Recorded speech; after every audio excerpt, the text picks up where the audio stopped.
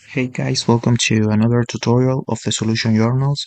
Today we will learn how to reset our PC, how you can reset the system, the operation system of your PC.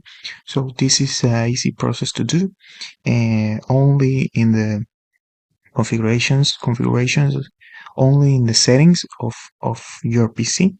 And the first step is go to the Windows button, and here you need to go to settings here in that part, and after that you need to search here in the left corner the option of system.